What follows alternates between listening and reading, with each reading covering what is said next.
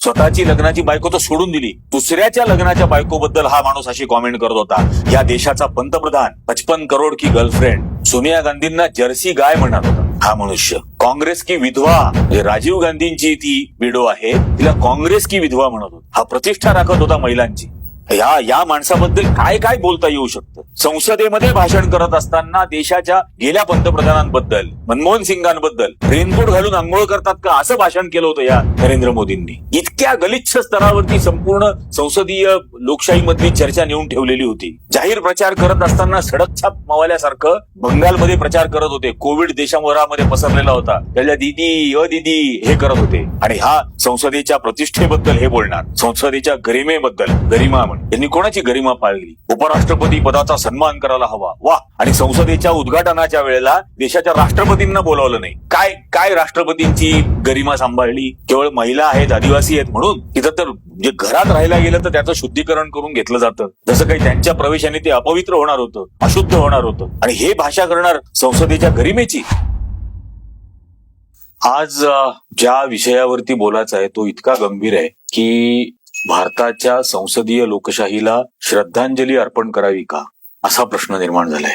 आणि एकंदरीतच देशातल्या सगळ्या लोकशाही व्यवस्थेला एक श्रद्धांजली अर्पण करायची अशी ही अवस्था या आत्ताच्या मोदी सरकारने आणून ठेवलेली आहे. कारण ज्या पद्धतीने लोकसभेमध्ये सिस्टमॅटिकली गोष्टी घडवल्या गेल्या, पहिल्यांदा तर लोकसभेमध्ये भाजपच्या खासदाराच्या पत्रावरून 5 जणांना पास मिळतात, 5 तरुणांना. ते 5 तरुण संसदेमध्ये, म्हणजे संसदेमध्ये जर प्रवेश करायचा असेल तर खिशातली नाणी सुद्धा काढून घेतली जातात सिक्युरिटी.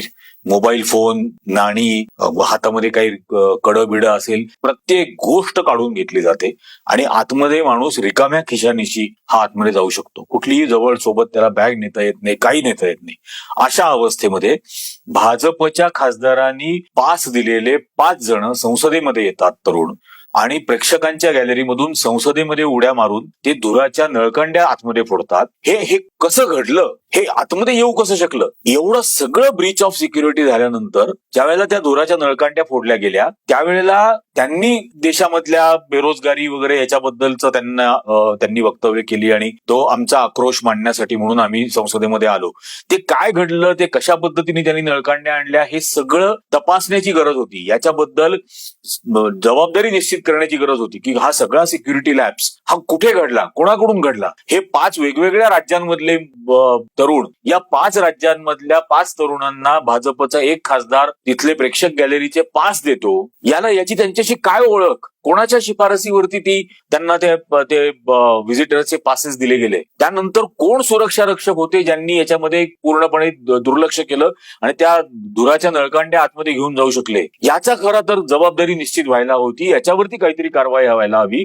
याऐवजी या सगळ्या सुरक्षा व्यवस्थेमधल्या लॅब्स बद्दल या संसदेच्या आणि देशाच्याच सुरक्षेची जबाबदारी, देशांतर्गत सुरक्षेची, कायदा सुव्यवस्थेची जबाबदारी ज्या गृहमंत्री अमित शहावरती आहे, त्या अमित शहानी या गोष्टीवरती उत्तर देण्यासाठी यावं संसदेमध्ये आणि उत्तर द्यावं, अशी लोकसभेमधल्या आणि राज्यसभेतल्या खासदारांची मागणी असताना तुम्ही अशी मागणी का केली म्हणून त्यांना सस्पेंड केलं जातं. मग कोणी करायची होती ही मागणी. 26/11 मुंबईमध्ये ताजवरती ज्या वेळेला हल्ला झाला त्यावेळेला देशाच्या गृहमंत्र्याला राजीनामा द्यायला लावला होता, शिवराज पाटलांना. आणि हा त्यांच्यामुळे झाला असाही अर्थ नव्हता. शिवराज पाटलांनी योगायोगाने त्या दिवसामध्ये 3 वेळेला कपडे बदलले होते आणि त्या एका गोष्टीवरून टीका केली. भारतातल्या सर्व प्रसार माध्यमांनी शिवराज पाटलांना टार्गेट केलं की हा माणूस 3-3दा कपडे बदलतो, आणि त्यावरून शिवराज पाटील यांना राजीनामा द्यायला लावला होता. आणि इथं प्रत्यक्ष संसदेमध्ये असं घडलं आणि याच्यावरती स्पष्टीकरण देण्यासाठी सुद्धा अमित शहा संसदेमध्ये येणार नाहीत. काही उत्तरदायित्वच वाटत नाही. मणिपूरमध्ये एवढी प्रचंड मोठा प्रकार घडला, आजही मणिपूर जळतंय. मे महिन्यामध्ये सुरू झालेली गोष्ट 7 महिने झालेत, कुठलंही स्पष्टीकरण पंतप्रधान देणार नाही. काही उत्तरदायित्वच या लोकांना वाटत. आणि याची मागणी केली म्हणून या देशाच्या संसदीय लोकशाहीच्या इतिहासात पहिल्यांदा 2 दिवसामध्ये 141 खासदारांना सस्पेंड केलं गेलं. 141 खासदार, आणि विरोधी पक्ष नसताना. आणि हे का केलं गेलं याच्याही मागे आहे की 141 खासदार विरोध करणारे हे पहिले बाहेर काढले गेले संसदेच्या. त्याच्यामध्ये जे असे काही खासदार आहेत जे त्या दिवशी दिल्लीमध्ये सुद्धा नव्हते, दिल्लीमध्ये सुद्धा नसलेल्या खासदारांना सस्पेंड केलं गेलं. एक रामगोपाल यादव या अत्यंत मितभाषी, अत्यंत सौम्य आवाजामध्ये बोलणारा खासदार, फक्त वास्तव उभे राहिले म्हणून सस्पेंड केलं गेलं. अशा कारणांसाठी खासदारांना सस्पेंड केल्यानंतर या संसदेमध्ये, लोकसभेमध्ये या स्पष्टीकरण द्यायला नकार देणाऱ्या बेजबाबदार गृहमंत्री अमित शहा यांनी 3 नवीन क्रिमिनल कोड्स इंट्रोड्यूस केले. म्हणजे भारतामध्ये जे Indian Pinal code, Indian evidence act आणि सीआरपीसी क्रिमिनल प्रोसिजर कोड हे जे होते याला रिप्लेस करणारं भारतीय न्याय संहिता, भारतीय साक्ष्य संहिता आणि नागरी सुरक्षा संहिता, भारतीय नागरी सुरक्षा संहिता म्हणजे काय केलंय, इंडियनचं भारतीय केलं. हा एक भाग केला आणि त्याच्यामध्ये बऱ्याच गोष्टी अत्यंत भयंकर याच्यामध्ये आणल्यात आणि त्यावरती आपण एक स्वतंत्र खूप डिटेल, अगदी 2 तासाचा झाला तरी सुद्धा एक डिटेल भाग त्यावरती करू की काय काय धोके याच्यात मधून आणलेले आहेत. आर्थिक धोरणांवरती टीका करणं हा आतंकवाद समजला जाणार. या देशाच्या इकॉनॉमिक आणि मॉनिटरी स्टॅबिलिटीला धोका पोहोचवला असं म्हणून आतंकवादाचा गुन्हा दाखल केला जाणार. मग पहिला तर नरेंद्र मोदींवर दाखल केला पाहिजे. या देशाच्या आर्थिक आणि मॉनिटरी स्थैर्याला धक्का त्यांनी डिमॉनिटायझेशन मधून लावला होता. अधिकार नसताना डिमॉनिटायझेशन किंवा मॉनिटरी पॉलिसीचं डिसिजन घेणं हा फक्त आरबीआयचा अधिकार आहे, तो यांनी घेतला. मग पहिला हा आतंकवादाचा आरोप तर त्यांच्यावरती घ्यायला हवा होता. पण अशा अनेक गोष्टी आहेत या नवीन संहितेमधल्या, ज्याच्यावरती आपण स्वतंत्ररित्या भाग घेऊ. पण हे सगळं केल्यानंतर 142 खासदारांना आणल्यानंतर हे विनाविरोध मंजूर करायचं होतं म्हणून हे केलं. अल जझीरा असेल, गार्डियन असेल, बीबीसी असेल, सर्व आंतरराष्ट्रीय प्रसार माध्यमांनी याच्यावरती टीका केलेली आहे. लोकशाहीवरचा हल्ला म्हटलेला आहे याला. जगातल्या देशांनी लोकशाहीवरचा हल्ला म्हटलेला आहे. प्रसार माध्यमांचा गळा दाबायचा, न्याय व्यवस्थेचा गळा दाबायचा, संसदीय लोकशाहीचा गळा दाबायचा, अशा पद्धतीने हे सगळं काम चाललेलं. आणि या सगळ्या प्रकारावरती सस्पेंड झालेले खासदार ज्या वेळेला बाहेर आले राज्यसभेच्या, तेव्हा राज्यसभेच्या बाहेर आलेले सस्पेंड झालेले खासदार असताना त्यातले एक तृणमूल काँग्रेसचे खासदार कल्याण बॅनर्जी यांनी तिथं काहीतरी म्हणे अलेजेडली राज्यसभेचे चेअरमन जे आहेत, या राज्यसभेच्या चेअरमन असलेल्या आणि उपराष्ट्रपती जे आहेत धनखड यांची नक्कल केली म्हणून हा अख्खा विषय डायव्हर्ट करण्याचा प्रयत्न केला की आता इतक्या खालच्या स्तराला जाणार आहात का. आणि धनखड हे काय जट आहेत, जट समाजाचे आहेत आणि हा जट समाजावरचा हा हल्ला आहे. अरे वा, धनखड यांची नक्कल केली म्हणजे हा जट समाजावरचा हल्ला झाला. आणि मग या नवीन संसदेच्या उद्घाटनाच्या दिवशी ज्या वेळेला 6 जट महिला पैलवानांवरती बाहेर लाठीमार आणि पायदळी तोडवलं जात होतं, त्यावेळेला तो जट समाजाचा अपमान नव्हता, त्यावेळेला तो जट समाजावरती केलेला हल्ला नव्हता. सत्यपाल मलिक हे सुद्धा राज्यपाल होते ना. सत्यपाल मलिक ज्या वेळेला केंद्र सरकारवरती टीका करतात त्यावेळेला त्यांची संरक्षण व्यवस्था काढून घेतली जाते. ते जट नाहीत का? सत्यपाल मलिक सुद्धा जट आहेत. दिल्लीच्या सीमेवरती ज्या वेळेला शेतकरी आंदोलन करत होते, 13-14 महिने ऊन वारा पाऊस कशाची पर्वा न करता भारतातले शेतकरी त्या ठिकाणी आंदोलन करत होते. 750 शेतकऱ्यांचा तिथं मृत्यू झाला. त्यात हरियाणामधले कितीतरी जट शेतकरी होते, पंजाब मधले होते, युपी मधले होते. त्यावेळेला या जट समाजावरचा हल्ला याला म्हटलं नाही. आणि आज खुशाल याचा विषय डायव्हर्ट करण्यासाठी बेशरमपणाने समाजाची नावं काढली जात आहेत. मल्लिकार्जुन खरगेंना ज्यावेळेला संसदेत बोलू दिलं जात नाही, त्यावेळेला तो काही दलित आहेत म्हणून त्यांना बोलू दिलं जात नाही असा त्याचा अर्थ काढायचा. यापुढे प्रत्येकाने काहीही अन्याय झाला तर स्वतःच्या जातीवरती समाजावरती घेऊन जायच्या या गोष्टी. आणि हा देशाचा उपराष्ट्रपती, हे याच्याबद्दल काय होणार आहे. आणि नक्कल करणं हा केवढा मोठा गुन्हा आहे. मिमिक्री केली म्हणे. सगळ्यात मोठा मिमिक्री आर्टिस्ट तर देशाचा पंतप्रधान बनलेला आहे नरेंद्र मोदी. व्हिडिओ आहेत त्यांचे. कैसे आंख खोली जा रही है, कैसे बंद की जा रही है, इतनी जल्दबाजी क्या. नरेंद्र मोदी ज्या वेळेला बाहेर भाषण करत असताना एका संसदेच्या एका खासदाराची, या देशातला एक अत्यंत बुद्धिमान असा प्रतिनिधी शशी थरूर यांच्या बायकोला सुनंदा पुष्कर यांना 55 करोड की गर्लफ्रेंड म्हणत होता. ये जरा बता दीजिए कि इस देश में कभी किसी ने 50 करोड़ की गर्लफ्रेंड देखी है? 50 करोड़ की गर्लफ्रेंड ये गरीब देश में और करो है. इतना माहौल खराब हो गया, उनसे इस्तीफा नहीं लिया गया. अभी भी मामले वैसे लगे हुए हैं. कल भी उनका फिर से एक बार मंत्री बना करके इज्जत बरी कर दिया गया. कांग्रेस का ये कल्चर देख. स्वतःची लग्नाची बायको तर सोडून दिली, दुसऱ्याच्या लग्नाच्या बायकोबद्दल हा माणूस अशी कॉमेंट करत होता. या देशाचा पंतप्रधान 55 करोड की गर्लफ्रेंड. सोनिया गांधींना जर्सी गाय म्हणत होता हा मनुष्य. काँग्रेस की विधवा, म्हणजे राजीव गांधींची ती विडो आहे, तिला काँग्रेस की विधवा म्हणत होता. हा प्रतिष्ठा राखत होता महिलांची.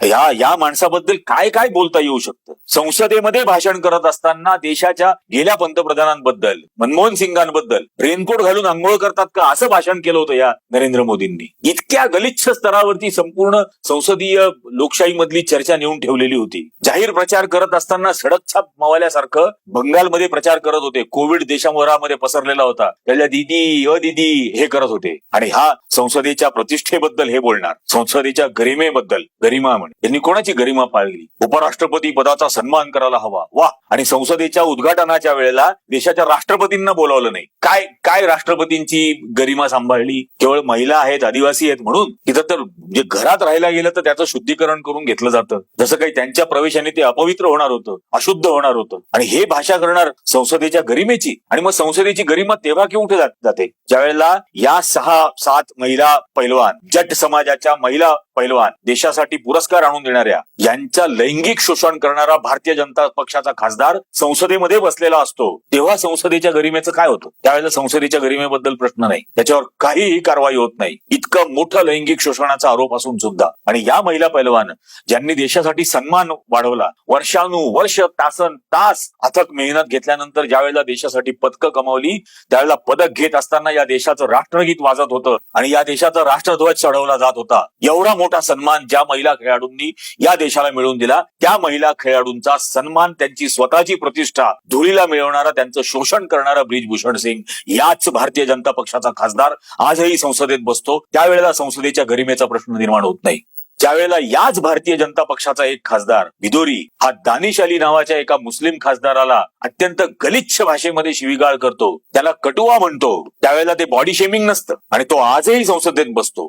आजही त्याच्यावर कुठल्याही प्रकारची कारवाई होत नाही त्या भारतीय जनता पक्षाच्या खासदारावर. आणि हे बोलणार संसदेची गरिमा आणि प्रतिष्ठेबद्दल? लाज वाटायला हवी भारतीय जनता पक्षाला. या देशाला लाज वाटावी अशी अवस्था आणून ठेवलेली आहे. प्रज्ञासिंग ठाकूर नाशिक जिल्ह्यामधल्याच मालेगावमध्ये बॉम्बब्लास्ट केल्याचा जिच्यावर आरोप आहे, जी आजही संपूर्णपणे निर्दोष सुटलेली नाही, अशी आतंकवादी या देशाच्या संसदेत बसते. महात्मा गांधींच्या खुन्याला देशभक्त म्हणते. त्यावेळेला देशाच्या संसदेच्या गरिमेचा प्रश्न येत नाही. हेच नरेंद्र मोदी परदेशात ज्या वेळेला जातात तेव्हा महात्मा गांधींच्याच मूर्तीसमोर नतमस्तक व्हावं लागतं, त्यांचेच गोडवे गावे लागतात. त्यावेळेला शरम वाटत नाही की गांधींच्या खुन्याला देशभक्त म्हणणारी आपल्याच पक्षाची खासदार आपल्याच संसदेमध्ये बसते? निर्लज्जपणाचा कळस झालेला आहे या सगळ्या याच्यात. आणि अशा पद्धतीने या देशाच्या संसदेचा गळा दाबण्याचा प्रयत्न लोकसभेचे 141 खासदार सस्पेंड करून केला जातो. याचा दुसरा अर्थ हा आहे की प्रचंड भय आहे भारतीय जनता पक्षाच्या या सर्व नेत्यांच्या मनात.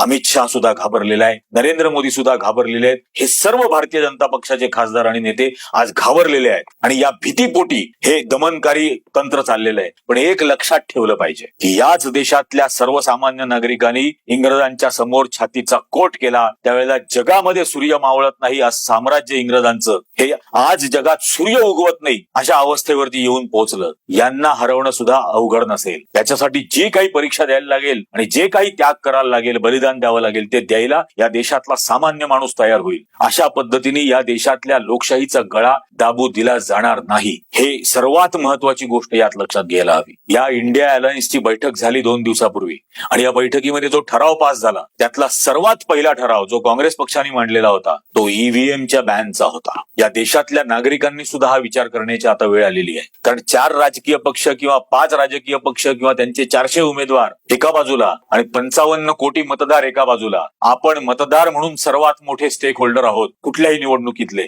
राजकीय पक्षांपेक्षा जास्त स्टेक होल्डर आपण आहोत. आपण सांगायला हवं की ईव्हीएम असेल तर लोक निवडणुकीत भागच घेणार नाही. आणि खरं तर या राजकीय पक्षांनीही सांगायला हवं की ईव्हीएम असलेल्या निवडणुकीत भागच घेणार नाही, आम्ही निवडणुकात लढणार नाही. मग बघू जग काय म्हणतं या लोकशाहीबद्दल.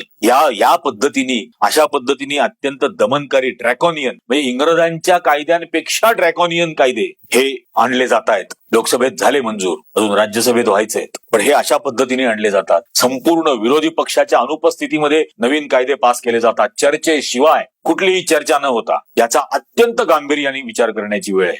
हे संकट आता आपल्या प्रत्येकाच्या दारावर थाप मारत आहे आणि आपण प्रत्येकाने निर्भयपणाने दार उघडून या संकटाचा सामना करण्यासाठी बाहेर येण्याची गरज आहे. या निमित्ताने आपल्या या एपिसोडच्याही माध्यमातून सर्व दर्शकांना अत्यंत नम्र विनंती की अतिशय मनात शोषणाचा निग्रह करण्याची गरज आहे. वाटेल ती किंमत चुकवायला तयार झालं पाहिजे. पण या देशातली लोकशाही, या देशाचं संविधान जे स्वातंत्र्य, समता, बंधुता याच्यावरती विश्वास ठेवतं, जे धर्मनिरपेक्षता आपल्याला शिकवतं, त्याच्या संरक्षणासाठी आपण वाटेल त्या संकटाचा सामना करायला आज तयार होण्याची गरज आहे. हे जर झालं तरच हे अत्यंत दमनकारी फॅसिस्ट अशा प्रवृत्तीला आपण पराभूत करू शकू येणाऱ्या निवडणुकांमध्ये. आजच्या या एपिसोडमध्ये इतकंच. इजी न्यूजचे व्हिडिओज जास्तीत जास्त जणांनी लाईक करावेत, जास्तीत जास्त लिंक याची लिंक शेअर करावीत. हे आपलं असणारं पाठबळ हेच आम्हाला ताकद देत राहील, कायम आणि सतत जे अत्यंत सत्य आहे तेच तुमच्यापर्यंत पोहोचवण्याची. पुन्हा एकदा सर्वांचे मनःपूर्वक आभार.